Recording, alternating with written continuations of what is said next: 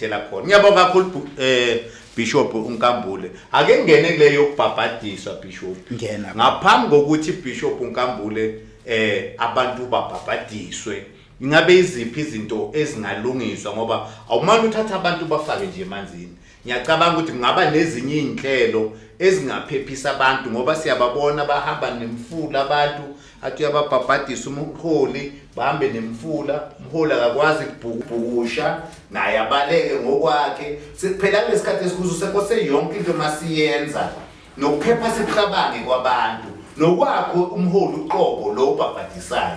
Ungathini kulelo hlangothi? Ngiyabonga futhi bamfundisi kulesikhathi esiphila kiso manje. Yebo Bishop. Imfula eyayigeleza phambilini. Yebo. Iseseyiyo yona. Yebo Bishop. Kodwa ngendlela eseyingayo ayisafani. Shintshile. Shintshe kakhulu. Yeah. That is why uma before kuyobhabhadiswa uJesu Kristu yena eyedwa ukhuluma amazwi anzima.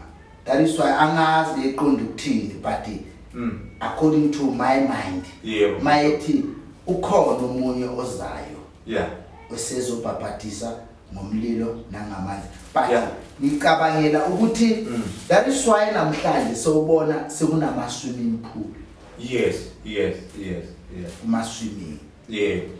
Kodwa asiwaye ama swimming. Yeah. Ngoba bakhona bawagcikayo. Yeah. Asikhulume ngomfula. Ngomfula bathi kufuneka la ugeleza Amanzi ahambayo. noJohane umbhabhadiso wathi yabafaka wabafaka kuJordan.